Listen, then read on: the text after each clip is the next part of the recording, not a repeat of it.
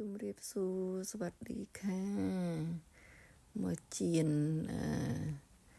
ពងទាជាមួយនឹងស្លឹកកញ្ឆាយណូវេចានេះកាទីមของណូវេចាมาทอดกับไข่นะจ๊ะចាមកជៀនពងយើងវាយពងទាទៅយើងវាយដោយដាក់គ្រឿងដាក់អីតាមធម្មតាជៀនធម្មតាហ្នឹងរសជាតិតាមចូលចិត្តដាក់ម្ទេសដាក់អីទៅតែនេះខ្ញុំដាក់ម្រេចក៏បានដាក់ម្ទេសក៏បានចាដាក់ចូលទៅច្បល់ឲ្យសព្វចាใส่ไข่ไปจ้ะไข่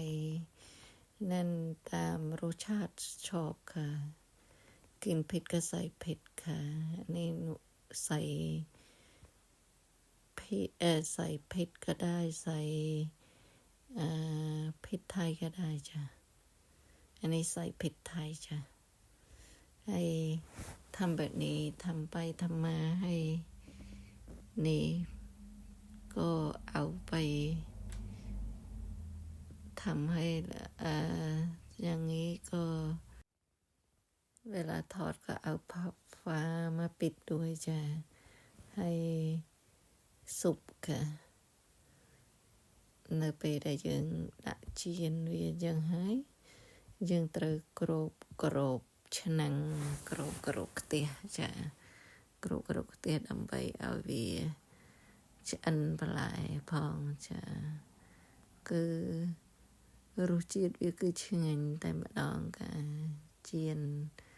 កញ្ឆាយណូវេនេះចាហើយយើងគ្របវាទៅ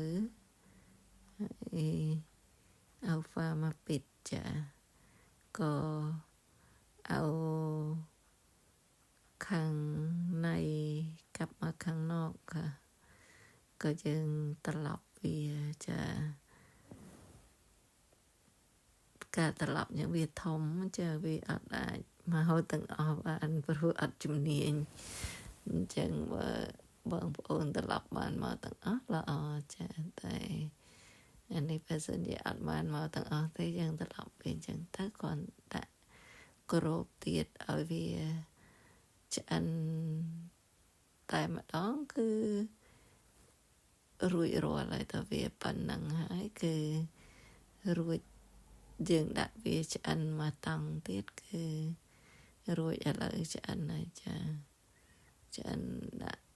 ចានគឺឆ្ងាញ់បងប្អូនបើដាក់ម្ទេសទៀតគឺឆ្ងាញ់តែម្ដងចាគឺប្រើម្ទេសក៏បានប្រើតនេះเสร็จแล้วนะจ้า